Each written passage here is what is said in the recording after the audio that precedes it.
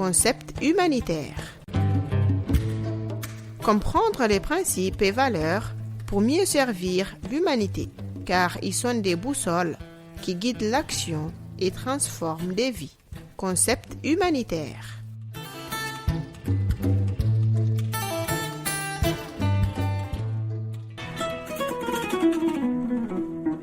Bonjour chers auditeurs, bienvenue dans votre émission Concept humanitaire, votre rendez-vous hebdomadaire de réflexion et de dialogue autour des principes qui fondent l'action humanitaire. Chaque semaine, nous revenons sur ces valeurs universelles qui guident le travail des organisations et garantissent la confiance des communautés. Après avoir parlé des principes d'humanité, de neutralité et d'impartialité, nous abordons ce soir un autre principe, à la fois indispensable et difficile à préserver, l'indépendance. Et pour en parler, nous avons le plaisir d'avoir avec nous comme toujours Monsieur Moussa Abba Diallo, président de l'ONG AMSOD. Monsieur Diallo, bonjour et soyez le bienvenu à cette émission. Bonjour Monsieur Boré, bonjour à tous nos auditeurs et à toutes nos auditrices qui nous écoutent en ce moment. Monsieur Diallo, c'est un plaisir de vous avoir avec nous. Alors, Monsieur Diallo, on dit souvent que l'indépendance est le cœur battant de l'action humanitaire. Mais sur le terrain, qu'est-ce que signifie concrètement être indépendant? Et pourquoi ce principe est-il si difficile à préserver? Merci beaucoup Monsieur Boré pour cette question. Avant d'y répondre, permettez-moi de saluer tous nos auditeurs et toutes nos auditrices, qu'ils soient acteurs humanitaires, qu'ils soient communautés bénéficiaires ou jeunes qui restent fidèles à cette émission. Alors, donc, lorsque effectivement nous parlons donc de principe d'indépendance, il est extrêmement important de souligner, comme vous venez de le dire, c'est un principe difficile à respecter. En ce sens-là que lorsque nous parlons d'indépendance, cela signifie que les objectifs humanitaires doivent être détachés des objectifs tels que des objectifs économiques, des objectifs politiques ou des objectifs militaires. Pourquoi? Parce que cela doit permettre aux acteurs humanitaires que nous sommes de garantir que l'aide humanitaire, que l'action humanitaire soit restée véritablement centrée sur les besoins. Vous allez voir que toutes les définitions que nous avons eu à donner par rapport aux différents principes, quelque part se rejoignent. À chaque fois, nous parlons de la question de la centralisation de l'aide sur les besoins. Cela n'est pas anodin parce que lorsque on parle aussi des principes d'indépendance, nous devrons être capables donc de faire en sorte que sans interférence extérieure, que l'aide soit destinée aux personnes qui sont dans des situations de besoin. Car souvent, effectivement, dans la mise en œuvre de nos actions, nous sommes face à des pressions, plusieurs pressions. Ça peut être des pressions politiques, par exemple, qu'un leader communautaire souhaite à ce que l'assistance soit donnée à sa population. Ça peut être également aussi des pressions militaires, ça peut être des pressions financières ou même souvent des pressions médiatiques. Et donc, l'indépendance, le principe de l'indépendance vient justement aussi nous rappeler ou bien exiger des acteurs humanitaires qu'ils soient autonomes, qu'ils soient indépendants dans les prises de décision, mais également aussi dans les réponses qu'ils donnent. Ils ne doivent pas être soumis, les acteurs humanitaires, à un contrôle. Et ici, lorsque nous parlons de contrôle, il ne s'agit pas donc d'un contrôle administratif ou bien d'un contrôle qui rentre dans le cadre donc de la gestion, le suivi, contrôle des ONG, mais nous parlons en fait du contrôle de l'assistance en tant que telle. Donc les acteurs humanitaires ne devraient pas être objets de contrôle systématique, que ce soit par les leaders communautaires ou bien peu importe la personne, une influence étrangère ou autre. Et donc, le principe de l'indépendance est un principe, comme vous le voyez dans cette définition, qui est un principe très difficile, parce que il fait à la fois appel à l'interférence ou à la non-gérance de l'action humanitaire, qu'il soit par le bailleur lui-même, qu'il soit par les communautés bénéficiaires elles-mêmes ou bien même souvent par le gouvernement dans le pays dans lequel l'action est menée. Monsieur Diallo, dans des contextes très complexes, où vous avez des conflits qui sont marqués par des tensions politiques, vous avez des questions religieuses, est-il réellement possible que l'on puisse véritablement agir sans influence? Alors, j'ai envie de dire que c'est possible. C'est vrai, c'est difficile, mais ce n'est pas impossible. L'indépendance n'est pas l'absence d'influence, mais la capacité à résister à l'influence. Les acteurs humanitaires que nous sommes, nous devrons, c'est vrai, être à l'écoute de tous les acteurs, comme je venais de les citer, mais nous devrons surtout obéir qu'à un seul principe. Il s'agit de soulager la souffrance humaine sans distinction de race, d'ethnie ou de religion. Et donc, le principe d'indépendance, en réalité, fait appel aux autres principes, comme je l'ai dit, être humain, être neutre, être impartial, mais être aussi indépendant.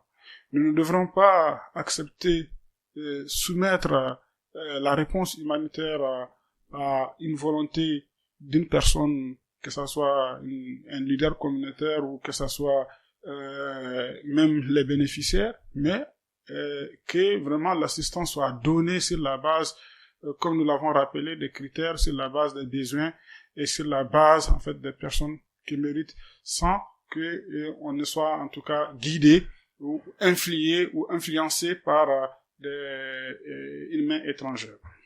Alors, Monsieur Diallo, les personnes qui ne sont pas véritablement au fait de l'action humanitaire disent parfois que les ONG sont toujours financées par des bailleurs internationaux qui ont des programmes politiques. Et ils se demandent à chaque fois, est-ce que l'ONG qui reçoit un financement d'un bailleur externe, que ce soit un bailleur public ou privé, n'est pas obligé de suivre les instructions de ce bailleur-là? Donc, vous voyez, c'est un peu la pensée populaire. Et beaucoup de personnes n'étant pas au fait de l'action humanitaire se posent la question. Alors, donc, déjà, il faudra distinguer une chose. Vous savez que chaque organisation humanitaire dispose d'un mandat, dispose également aussi donc des secteurs d'intervention. C'est pourquoi en fait ce n'est pas toutes les ONG en fait qui vont intervenir dans des secteurs spécifiques. Vous avez des ONG qui vont intervenir dans le secteur de la santé, d'autres dans le secteur de l'éducation, ainsi de suite. Autrement dit, en fait, ce n'est pas tous les fonds que nous allons recevoir. Nous allons recevoir des fonds, des financements en fonction de nos besoins, en fonction de nos secteurs d'intervention et en fonction également du mandat de nos organisations. Et donc, la question, effectivement, aussi du financement répond également aussi à des principes. Les bailleurs qui financent aussi respectent aussi donc les principes de l'humanitaire et notamment les principes d'indépendance. Autrement dit, lorsqu'un bailleur finance, cela ne veut pas dire que ce bailleur-là, en fait, va déterminer les besoins ou va déterminer les personnes qui vont bénéficier de l'assistance ou bien de la nature de l'assistance qui va être donnée.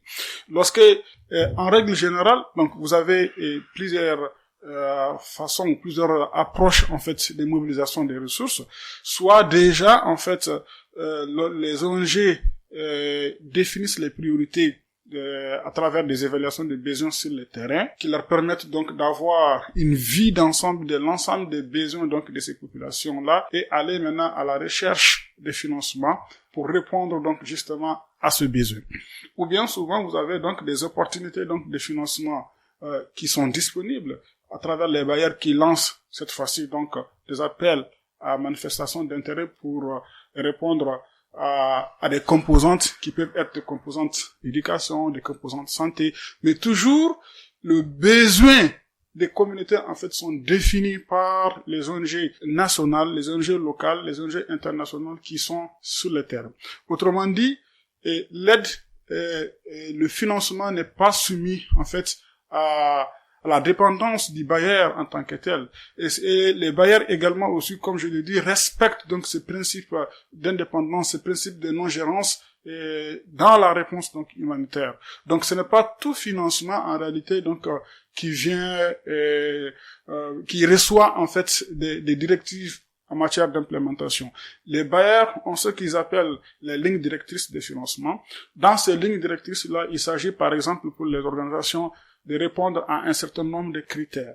Mais le respect, en fait, de ces critères n'entrave pas ou n'est pas en contradiction avec l'indépendance de l'organisation dans la mise en œuvre des activités, à travers les choix des bénéficiaires, à travers les choix des zones d'intervention, à travers la modalité des réponses qui va être donnée par l'ONG, mais tout ceci c'est défini sur la base des critères, sur la base des évaluations, sur la base des techniciens, en fait, de l'organisation qui définissent toute la stratégie et l'approche. Et donc, il n'y a pas, en fait, une collision entre le financement et les principes, en fait, d'indépendance. Monsieur Diallo, ce que vous dites là est très intéressant et je suis certain que ça va participer à l'éducation même humanitaire des auditeurs qui nous écoutent.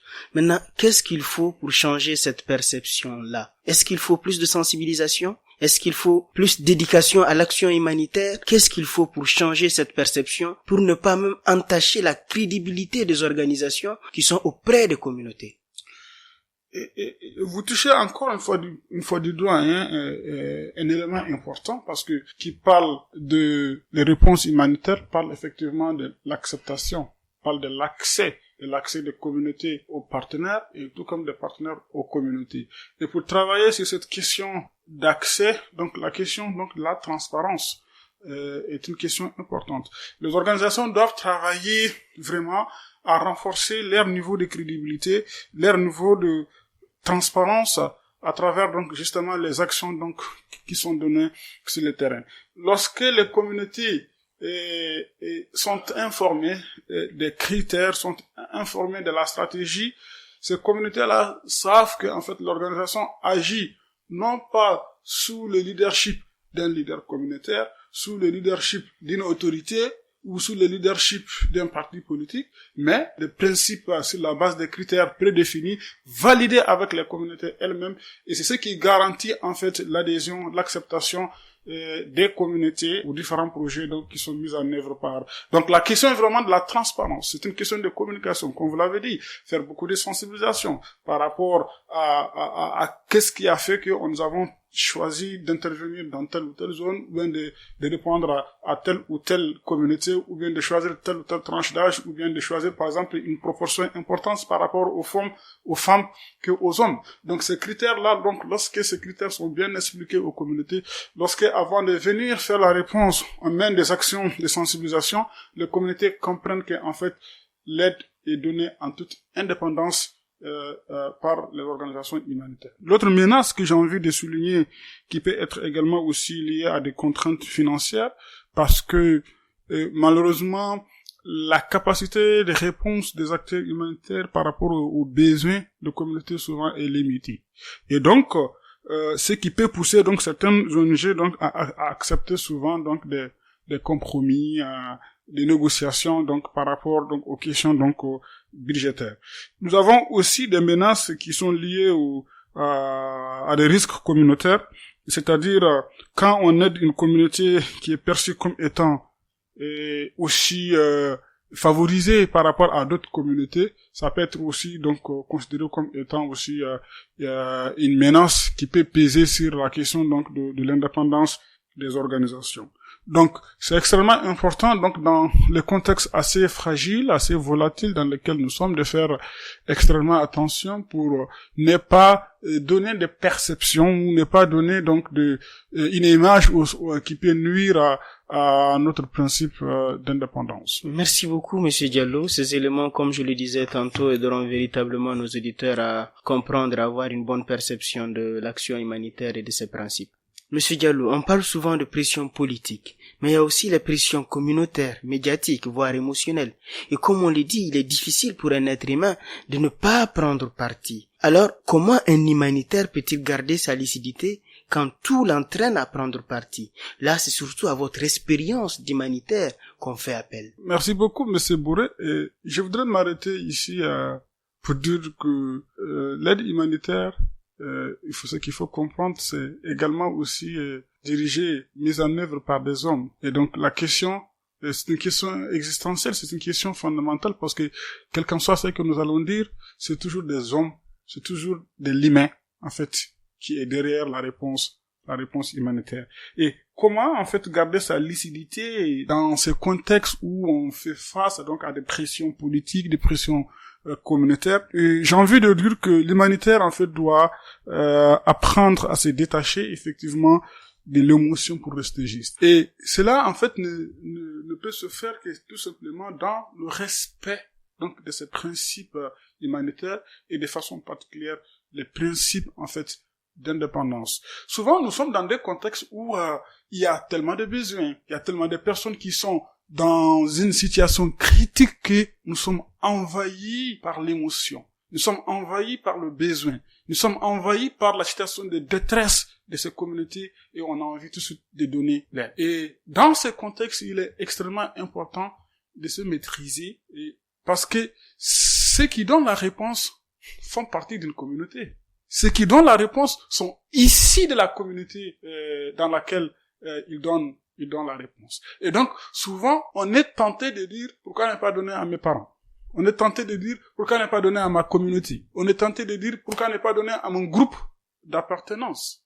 Et c'est pourquoi j'ai dit, il est extrêmement important que dans ces contextes-là, nous devons vraiment faire en sorte de garder notre lucidité, de maîtriser nos émotions et d'agir conformément aux principes d'indépendance, la réponse humanitaire, pour, en tout cas, donner la réponse aux personnes. Et cela implique quoi? Cela implique qu'il faut revenir à la base. Lorsque nous recrutons les gens, nous devrons les faire comprendre qu'en fait, ils portent désormais l'habit ou la casquette de l'humanitaire, mais ils ne portent plus, en fait, un habit d'une communauté ou bien... Donc, la question, en fait, de la formation.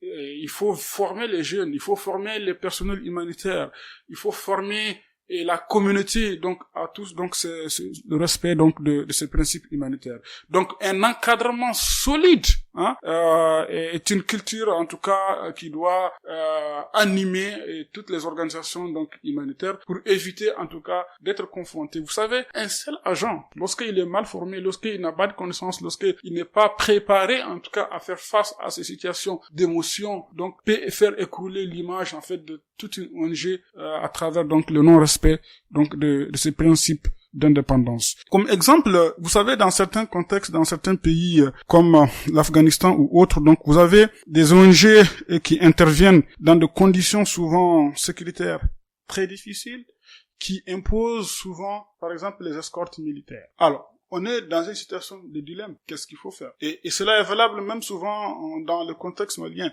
Souvent, est-ce qu'il faut accepter l'escorte militaire? Souvent, est-ce qu'il ne faut pas accepter. Et donc, les organisations, donc, doivent faire, donc, extrêmement attention à ce principe, en fait, d'indépendance, tout en respectant les principes et les lois du pays dans lesquels, donc, les organisations interviennent, mais tout en essayant également aussi de garder également aussi leur indépendance, leur jugement, leurs principes dans la fourniture, donc, de ces réponses. Certaines organisations sont connues comme des organisations d'indépendance qui n'appartiennent pas à des groupes armés, qui n'appartiennent pas à des gouvernements, mais qui interviennent souvent dans la crise, dans la guerre.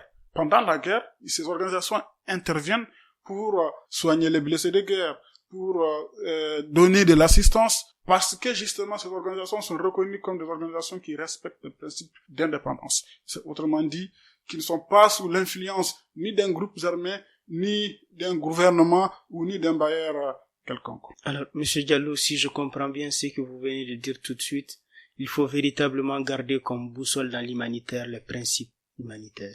Cela est fondamental, cela est une obligation si nous voulons en tout cas continuer à assister les communautés qui sont affectées par les crises. Il n'est plus question d'émotion, question de vouloir aider sa famille, sa communauté. C'est vraiment... Pour ça, il faut donc beaucoup de formation, beaucoup de sensibilisation avant qu'on envoie les humanitaires sur le terrain. Absolument. Et c'est ce que je disais tantôt. Malheureusement, vous savez, souvent, on est aussi dans des contextes d'urgence. Nous recrutons quelqu'un, la personne doit être opérationnelle tout de suite, on l'envoie donc sur le terrain. Mais il faut prendre le temps vraiment de former les gens.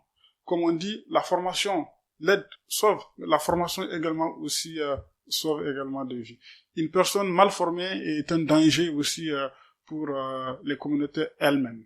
Je suis parfaitement d'accord et ce point pour moi est un point véritablement très important. Alors, vous avez évoqué tout de suite la question d'escorte armée.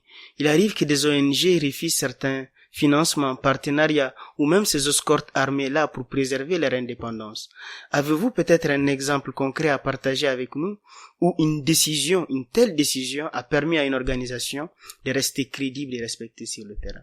Je parlais tantôt donc du contexte en fait de l'Afghanistan, qui est également aussi un contexte en fait de conflit armé, où donc les groupes armés et les groupes armés s'affrontent donc directement. Dans ce contexte-là, donc il est important donc que pour pouvoir parvenir à toucher les populations qui sont véritablement souvent dans des décombres liés à des bombardements, que ces acteurs humanitaires-là soient aussi escortés. À l'Ukraine, c'est pratiquement la même chose. On est arrivé donc à créer un corridor humanitaire en escortant l'aide donc par les forces donc de sécurité. C'est là donc dans ce contexte-là en fait n'est pas une violation du principe d'indépendance, mais qui permet donc justement aussi donc d'aller, parce que les acteurs humanitaires sont souvent en première ligne et qui font face donc aussi à beaucoup de dangers. Et donc pour aussi dans des contextes souvent assez particuliers, pour protéger les acteurs humanitaires eux-mêmes à accéder aux communautés et à donner la réponse souvent, l'escorte en fait n'est pas interdit. Mais cela ne doit pas en fait être aussi donc le principe de base de la fourniture donc de la réponse. Mais en fonction donc du contexte sécuritaire, une analyse en fait est faite pour pouvoir donc dégager quelles sont les possibilités pour les acteurs humanitaires d'intervenir directement ou bien d'intervenir à travers sous escorte militaire. Alors, merci beaucoup pour ces différents éléments de réponse qui, j'en suis certain, aideront nos auditeurs. Monsieur Diallo, comme toujours dans cette émission, on parle des jeunes. Alors, comment former les jeunes humanitaires à penser et à agir de manière autonome, sans céder à la peur, à la pression ou à la popularité, faire en sorte que ces jeunes-là qui s'engagent puissent véritablement être indépendants. Je vois que vous accordez une importance particulière aux jeunes dans cette émission, ce qui est tout à fait juste, parce que aujourd'hui, quand nous regardons pratiquement les universités, comme on a l'habitude de dire, qui forment des chômeurs, et aujourd'hui, la question de la reconversion dans l'action humanitaire c'est une question fondamentale. Et donc ces jeunes-là qui veulent se reconvertir pour venir dans le monde humanitaire, on devrait en tout cas les accorder une attention particulière. Et pour cela, je pense que il faut enseigner aux jeunes que l'indépendance commence par la conscience personnelle.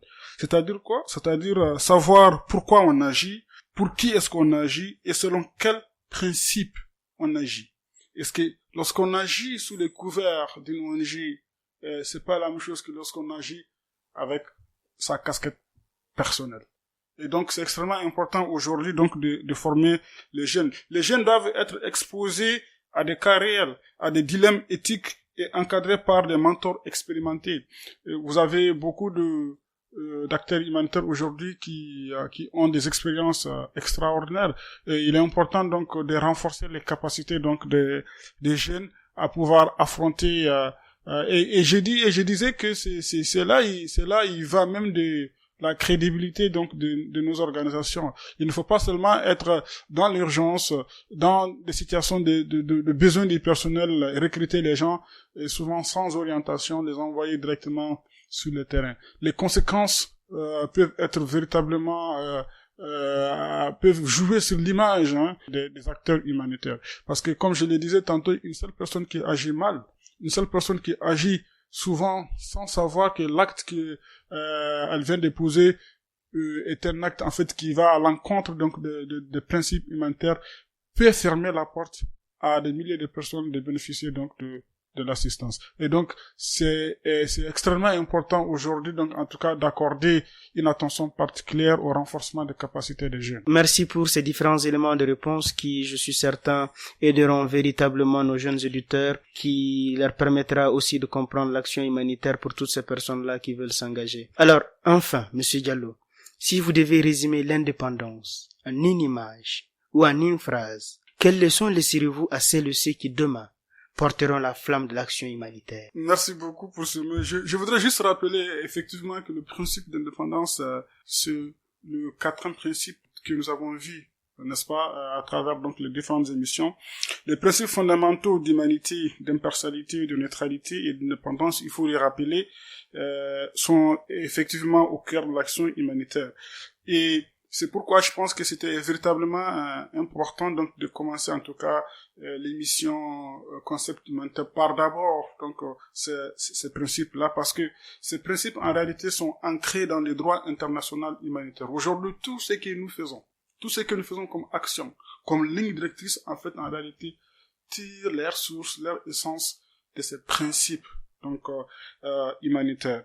Et leur acceptation généralisée et leur importance sont soulignées dans beaucoup de documents, dans beaucoup de codes de conduite, que ce soit du mouvement de la Croix-Rouge ou bien du Croissant-Rouge, et des organisations internationales donc de secours. Et donc je pense que c'est véritablement donc important aujourd'hui en tout cas que les acteurs humanitaires, les jeunes, les communautés bénéficiaires en tout cas puissent revenir en tout cas à la bonne compréhension et surtout à l'application de ces principes humanitaires dans les actions en tout cas de tous les jours. Pour revenir à votre question, si je dois résumer en un mot ce principe d'indépendance, je dirais tout simplement que le principe de l'indépendance, c'est la liberté d'agir selon sa conscience et non selon la peur. C'est tout simplement la liberté pour un acteur humanitaire d'agir selon sa conscience et non selon sa peur. Autrement dit, ce qui fait de l'humanitaire non pas seulement un instrument, mais une voie.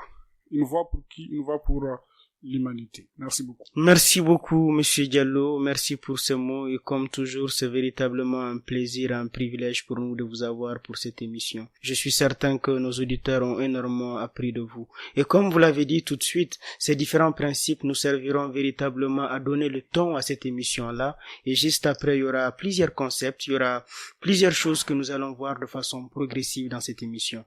Merci pour ces réflexions franches et inspirantes. Ce que nous retenons, c'est que l'indépendance n'est pas un luxe, mais une nécessité vitale.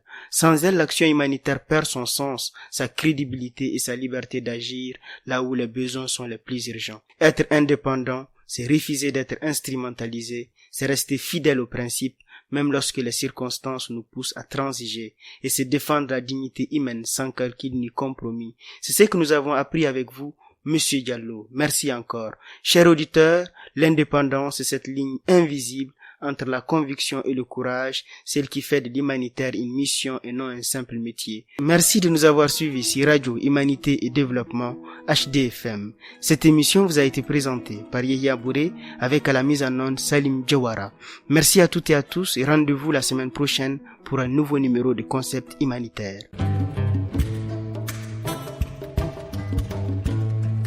Concept humanitaire. Comprendre les principes et valeurs pour mieux servir l'humanité, car ils sont des boussoles qui guident l'action et transforment des vies. Concept humanitaire.